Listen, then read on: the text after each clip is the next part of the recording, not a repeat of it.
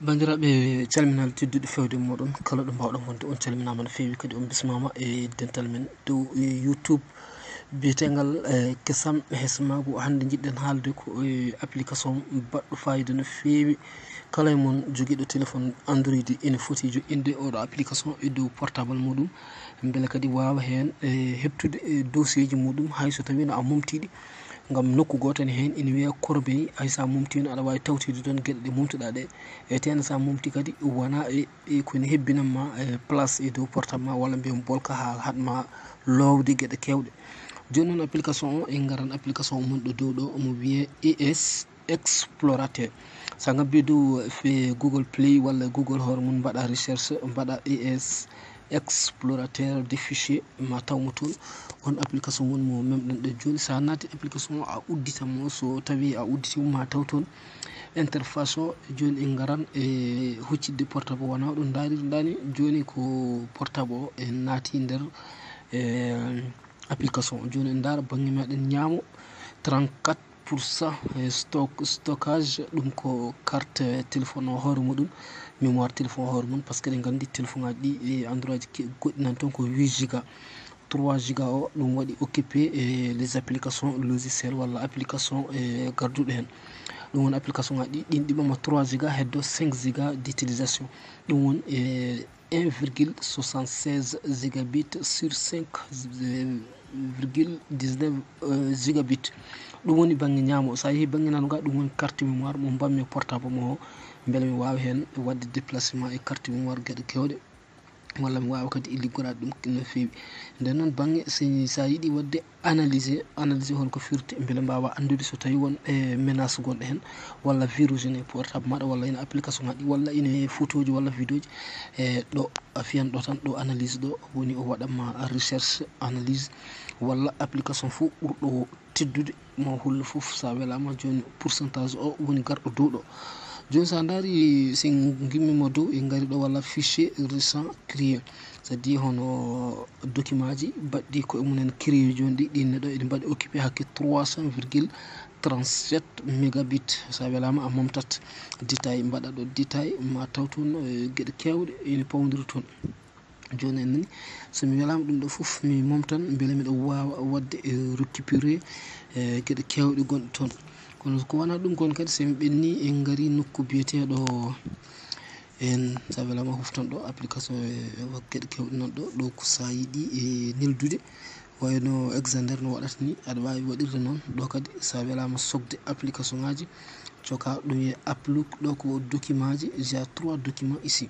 ɗo ko cloud oɗo cloud sa welama aɗa wawi wadde hen enregistré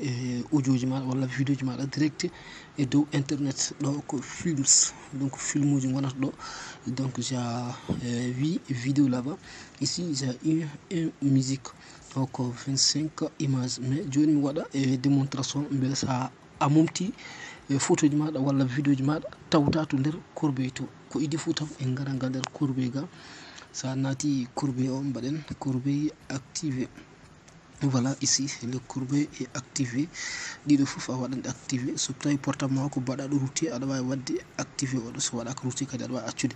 nden noon routé kadi ne woodi ñande wondema en gar kalen yewtere routé holko firti routé portable donc corbeil o ɗo firti ko sa mumti application ngaji goɗɗi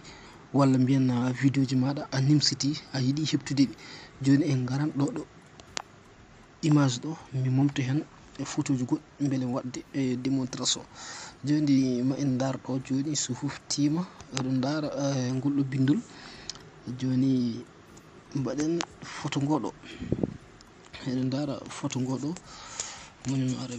photo ngoɗo mi tigoy dow maggo beele gandon wala o jiigoɗo photo mi ara mi momtango joni on gandi ko calendrier joni mi momtango daron donc nanɗo ɗo fatere ha ko ñebberɗo wiye o wi déplacer vers le corbeil alors que c'est supprimer voilà supprimer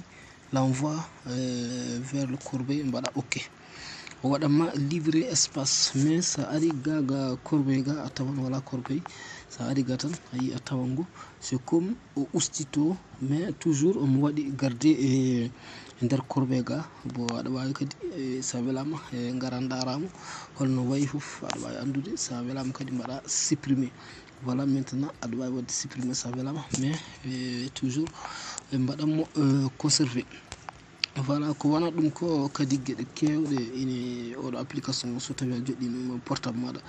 ewa ko wayno mi haalama favori, aɗa wawi wadde ajouté kala application mo belɗa, walla favori ma foof tan,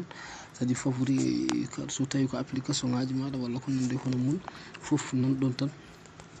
joni so en gari ga en duttima ga interface ga en dara ɗo ko 35,35%. donc stockage o nan ɗo ko carte téléphone o min naata nder to beele mi anda holko waɗi occupé. voilà, ɗo ko nder téléphone o hoore muɗum. voilà, recommandé. Ici on rentre, on va voir qu'est-ce qui est ici, des fichiers cachés. voilà, ɗum ɗo ko photo yes explorateur wonɗo. boko wana ɗum ko hay so tawi kadi a welama mumtude a mumtat kadi. ɗum ɗo ko 5 giga méga min waɗi ga dossier ji goɗɗi bannomi hen. ɗo ko Exender o application ngaji gonɗi Exender, min kam ko heewi hen mi mumti. c'est à dire ko ɓuuri hewde hen sa mumti, sa yiiɗi wadde heptude aɗa wawi heptude kadi. sa ɗo kadi ko sa welama application ngaji goɗɗi aɗa wawi hebde ɗo nawma direct toon to Play Store. aɗa wawi ɓamde application oɗo, sa ɓemi mo wawi waɗandema WhatsApp uji ɗiɗi e téléphone maɗa goto, walla waɗanma Facebook uji ɗiɗi e téléphone maɗa. e oɗo application mo jiiɗon ɗo ko AS pareil,